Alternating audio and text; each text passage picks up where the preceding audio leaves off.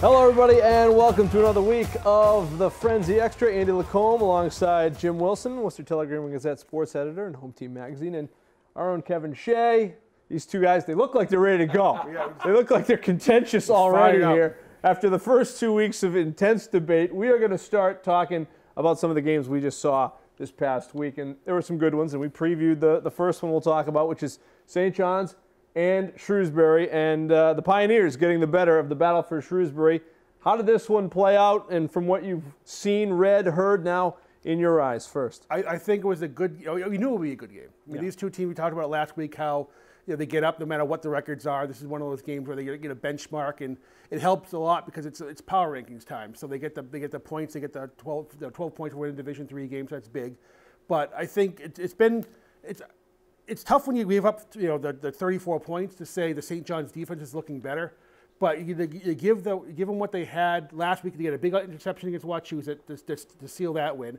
They come up with a fumble recovery and a big stop on a 2-point conversion this week to stop a surging Shrewsbury team. So I mean, I think if they can settle down the points, they're in good shape going down the rest of the way, because those guys can make the big stops when it counts. St. John's needed a win to say, hey, we're back here in Central Mass, right? Right. Oh yeah, they got it. They did. I mean, we've talked about it on this program the last couple of weeks. They played their first 2 games out of the area in Eastern Mass, and people think, oh, they're 0-2. St. John's is done. Let's put them in the grave. Not so fast. I mean, they come back. They're playing Central Mass competition. They won this game without Iman Dennis. He played 1 snap. He was hurt. Colin Deso's the kid. He came up with the pick six a week ago against Wachusett. He was the one who stopped the 2-point conversion. He beat the man that was trying to kick him out, stops the Shrewsbury running back on the 1-yard line. So Shrewsbury would have gone up 1 with about 2 minutes plus to go in the game. He stops them. Then St. John scores. Then Shrewsbury comes back down the field, and they're only down 8. So it's a 1-score game. They're driving. Campanelli hits a receiver at the 15. He gets down to the 11, gets hit, fumbles, and St. John's recovers the ball. That's how close these two teams are. It's a stop and a fumble recovery late in the game, holding with your backs against the wall to hold against them. One of the big things I look at, Colin Schofield completed 78% of his passes in this game. What that tells me is he is understanding this offense, and talking to some of the coaches, the game's slowing down for him. He's seeing things now. I think everyone got spoiled with Pachalia because he was so smart. He was such a smart quarterback, had been in the system. Schofield hasn't been in the system because he went away for a year for a different school. So now he understands. He went away. He went away. He's back. But he understands the system now. He understands what teams are trying to do. This is a kid, when you complete 78% of your passes and the coaches say the game's slowing down for him, he is, if you're a team that's going to play them, look out. Because if he understands it with the weapons they have, and look at what Shea Gallo's done, look at what Jay Brunel's done. They were triple covering Jay Brunel. Chris Moriarty's a great offensive coordinator. He used that, said, okay, we'll do that. We'll decoy Brunel. 3 guys cover him. We'll go to the other side. And they did it, and they moved the ball, and they scored. And then when they adjust the other way, okay, now we got Brunel with 1 or 2. We'll hang it up for him, let him go get it. Right, especially, like you said, when Dennis goes down, they have that option. They just adjust, which was scary for other teams. Quarterbacking is a process, and not to delve too much into the past, but I was the first game Steve Buchalia started at Shepherd Hill. So much different type of Steve Buchalia than we saw at Gillette last fall. I mean, it is a process, and Schofield's going to get better and better in the system because of the great coaches and the great players he has around him as well up front. But Shrewsbury, you can't count them out. I mean, there was a huge. They're going to be right. I can't wait for the rematch. Well, I'm hoping they are. I'm hoping it's the first round of the playoffs. It could be. I mean, the way we'll talk about the power rankings coming up, but I mean, I think having that the comeback. He's coming off an injury. We talked about it last week. Was non-throwing shoulder hand. You wouldn't notice. I mean, he just came in. They didn't miss a beat. They lose. Cam Schaefer. Hopefully not. I don't know how long he's out for, but it looks bad. Well, yeah, he said it was a broken leg. Cam himself said it was a broken leg. That's a leader for you. Forget the production even on the field. I mean, he's a producer for him on the field, but leadership. You can't put a price tag on leadership. That's a big loss for Shrewsbury. And you feel terrible for him too because he's a senior. You know, your senior year, your captain worked so hard. It's tough. It's definitely tough. But Campanelli, leadership. Right. He's hurt. He's obviously hurt. And it's whether it's subconscious or not, in the beginning of the game, he's kind of probably feeling out his shoulder a little bit. And then the instincts come over and that competitiveness comes over. And then he had that long run on the far sideline for a touchdown late in the game. That's just a competitive kid saying, I don't care how I feel. I don't care how I'm going to feel when I wake up tomorrow. I want to win the game today. This means something to me today. And did they show everything they had in that opener? You know, you save something for the rematch. I don't know. That's a good point. That's a very good point. I mean, you've got two great coaching staffs. I talked to a great booster of Central Mass football, the T. Boone Pickens of Central Mass football. We'll call him DB. But he was raving about that St. John's coaching staff. He was raving about him, saying that coaching staff has done a phenomenal job with these kids. You should be raving about it. They got right. boosters, you know. Right. People at home, all right, I want a tractor. That's enough talking about the red team right now, all right? St. John's looks good. Shrewsbury's great. I think, you know, the thing about Shrewsbury is they had key guys that were down and hurt in their run to Gillette a few years ago. Right. A great coaching staff, good depth there. Shrewsbury's going to be fine. Let's move on. I want that rematch. I really do. I want it week 1 on a Friday night, please. On a Friday night, please, this year, not a Saturday afternoon. Get the temporary lights out. Play it at Assumption. We've got lights. Play it at night. We'd love to be there. Kevin will even be. If it's a Friday, Kevin will be there. Clear the schedule. All right. Get the babysitter. Let's talk. There were some big upsets last week as well. Tantasco over Grafton was the one that I think a lot of people turned a lot of heads in Division 4, and Fitchburg beat Marlboro, and we'll talk about that a little bit. But Tantasco's a team, we said it on the Frenzy, they lost to Doherty 14-0. Right. Weren't sure. Were they beaten in that game? Would they hang around in that game? They go and they blow out Auburn in Auburn on homecoming, and you don't usually schedule a team you think is going to kill you on homecoming. And then they beat Grafton, albeit on a last-second stop. Tantasco, are they legit contenders right now? I say yes. I say yes with what they've done the last 3 weeks and capping it off with a win over Grafton, who's one of the most physical teams in Central Mass. Yeah. And anyone will tell you that. They are one of the most physical teams in Central Mass. To beat that team, that's a huge program win for Tantasco. They're still young. Are they legit? Yeah, I had the eyeball emoji ready when I saw that game. Yeah. It was one of those, what gives me pause is that Wachusett game, because they got handled by Wachusett. But they're not going to see Wachusett the rest of the way. In that division, they're not going to. They've seen the Wachusett toughest team they're going to face by far, and they're going to do that to a lot of teams. So, like I said, I think the Auburn win, I think this Grafton win where they came back, they fought, it was back and back, they stopped them. What was it? It was a pass interference penalty, gave them the ball down deep in their end. They got a pass to the end zone that was incomplete. They put a second back on the clock, and they still, all those things. The high school kids usually sometimes fold. Oh, that's not our time. Grafton's too good. They answered the bell 3 times in that game. That was impressive. Yeah. Yeah. So that win, I mean, Grafton is still very good. Jasik's on it, and all the guys there. They can play an experienced quarterback in Holbrook and a good-sized line up front. There's still a lot to be done in Division 4. Marlboro is still in the mix there at 4. Grafton's there in the mix. Now Fitchburg's creeping up a little bit. Could the Red Raiders be a part of this action? I've been talking them up all year. I keep thinking Fitchburg is a lot better than the record indicates. They took a while. They're a young team, replaced a lot of starters. I think that win was a big program win for them. I mean, coming up, Marlboro is a very good team. We talk about them every week here. Yep. And for them to come back and win the way they did, they took a safety at the end, so it scores a little closer than it looks on paper.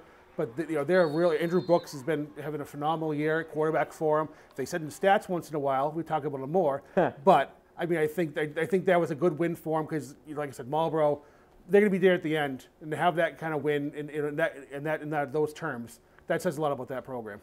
Neshoba's in Division 4. They're the tops right now, no question. Tantasco sits at number 2 in the power ratings, then Grafton, then Marlboro, and Marlboro's only, 0.72 up on Fitchburg. Fitchburg has a shot.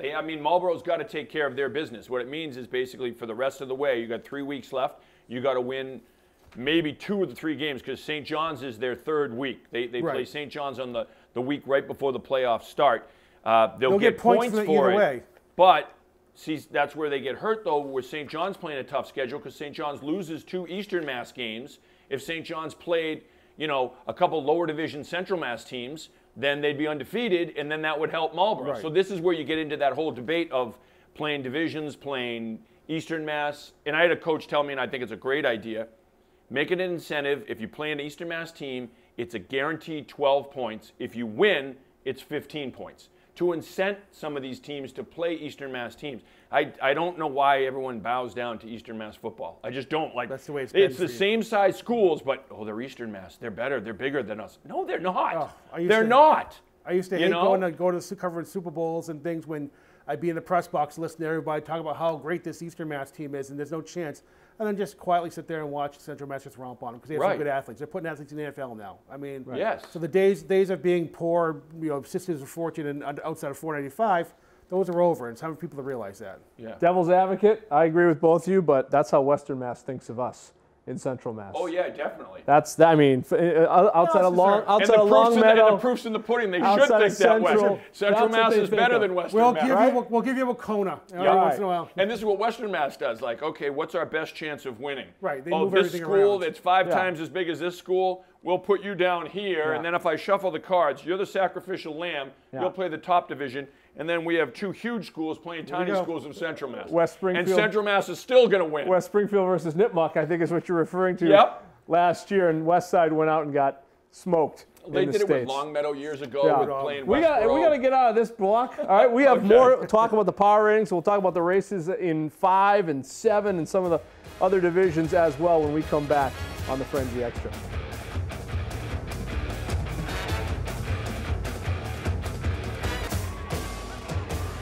All right, welcome back into segment 2. We pretty much broke down Division 3, Division 4. First real look at the power ratings this year. We talked about it a little bit last week. But Division 5, you've got Northbridge on top, undefeated, with Nipmuc, Burncoat, and Oakmont currently in the spots right now if the playoffs were to begin today. Auburn made a pretty big jump with a win over Uxbridge this past weekend, and Auburn plays Northbridge on Saturday.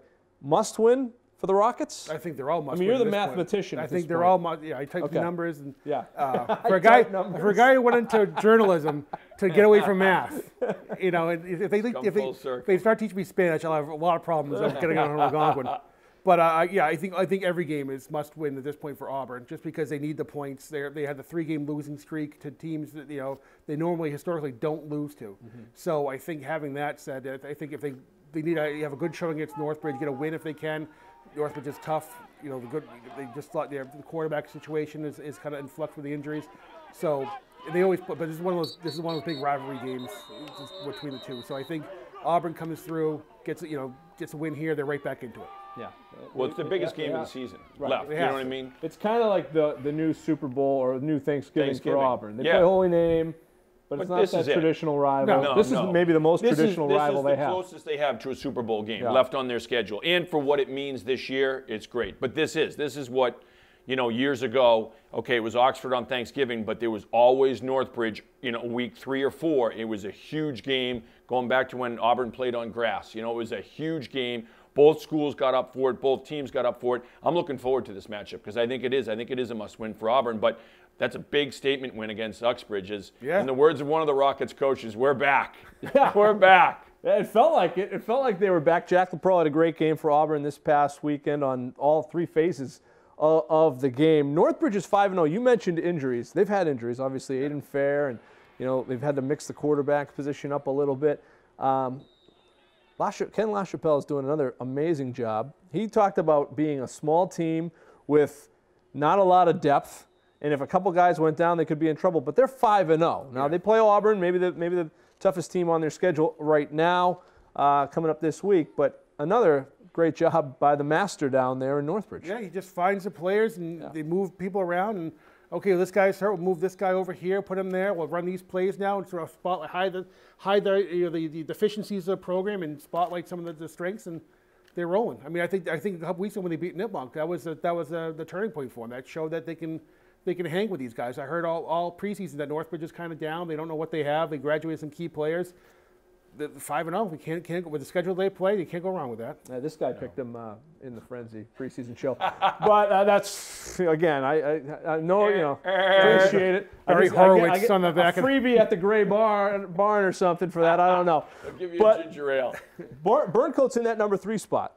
And they just got a win over a good win this past week, but they have an inter-high team coming up. They get extra points for an inter-high team. They do, right? Yeah, so Burncoat, this would be a huge if they win this week and have a shot at getting in the playoffs. I think just being there. I think just being where they are right now, 3-2 in the mix with 3 games left. I think that's huge for their program. We've been doing the power rankings for like 10 years? Yeah, talk about coaches too. Give Rick Sincata a ton of credit. He lost his whole staff Yeah. Remember, a couple months before the season, the whole staff went. They left. So here's the head coach saying, okay, I got to hire all new assistant coaches, and I'm still trying to build this program back up again. I give him a ton of credit to be where they are right now in the mix.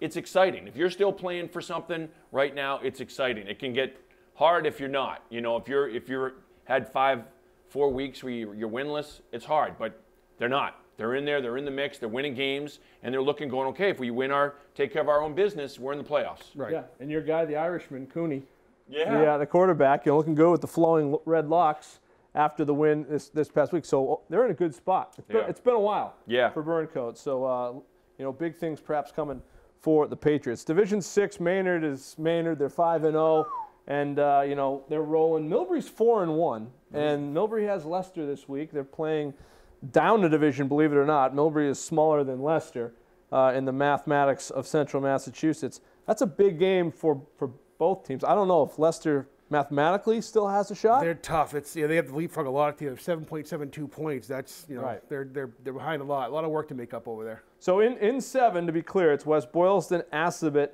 Oxford, and Blackstone Valley. Air Shirley's not far behind Blackstone Valley, and Prouty's in double digits as well. Yeah. Bay Path is another team that's in front of Leicester. Leicester has to beat Millbury. Yeah, they're another one. Like we said with Auburn, shot. These guys have to win out, and even then, I think we talked about it earlier. They're big. Last 3 weeks, they had to win one of those games just to get the points. I don't think that they couldn't do it, and then I think that's just there's too much ground to make up now. Because I think other teams are winning, they're getting the points ahead of them, and if they win out or they 2-1 down the stretch, they're going to have those points to hold them off. But they'll be up for this week. They'll be up for Millbury, and they're gonna want to play physical Leicester football. Millbury's having a great season. Millbury's having a great season. It's 17 kids in the junior class, kind of driving the boat over there at Millbury. But this is a school another program that's numbers-wise is very small. They do not have a lot of kids in the program. They were putting freshmen in last week. They had 2 freshmen playing safety in the second half last week that I do not believe were over 100 pounds, not way over 100 pounds. And they're in there, and that's what the coaches are saying, like, okay, it's tough because if we get up on a team, we want to put some other kids in there, but now we have freshmen that are 95 pounds.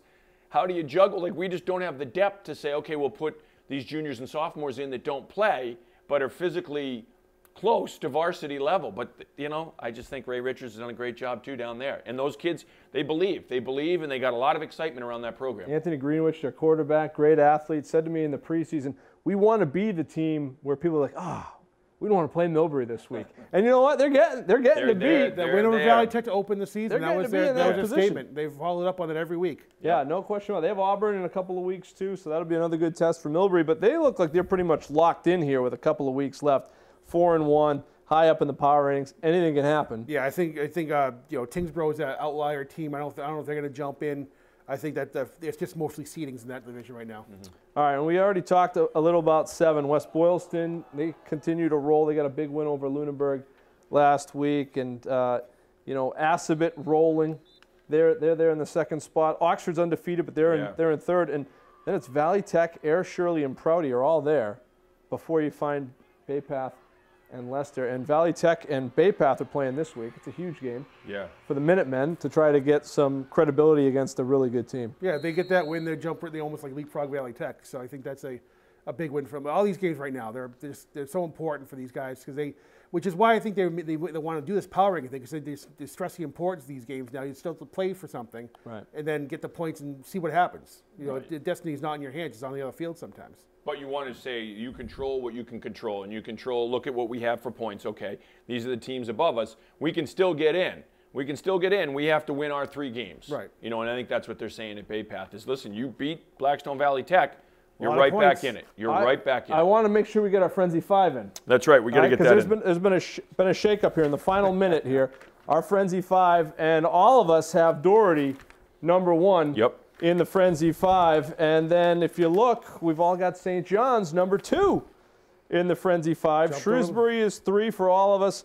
Kevin, you've got Wachusett 4. Jim and I have Neshoba at 4, and Jim and I also have Wachusett in the top 5. I have Neshoba 5. Wachusett, yes, and you have Neshoba 5. And Wachusett They looked like they were a team that was rolling and a little angry after that loss to St. John's. It's almost like they were where they want to be because right. nobody's I think they're really okay. talking about them. Yeah. The 2 losses they have were with a touchdown in each other. Right. Yeah. So it's not they're getting blown out. This is and Mike Dobzinski and his guys. I think they kind of like that. Just the whole just keep this. Don't talk about us. We'll win when it counts. Well, He's not going to be happy we're talking about him now. No, he won't. 15 he won't. seconds, But Kev. Division 4, everyone's within a touchdown of Yep. each other. When you go down, who played who and who played who, everyone's within a touchdown Can't of wait each for other. the playoffs. I can't either. Wachusett and Leominster among the big games we will cover for you this week on the Frenzy. And the Frenzy, of course, comes your way Friday night at 10:25. Jim Wilson, thanks for being here again. See you next week. Kevin and I will be back to talk college football right after this.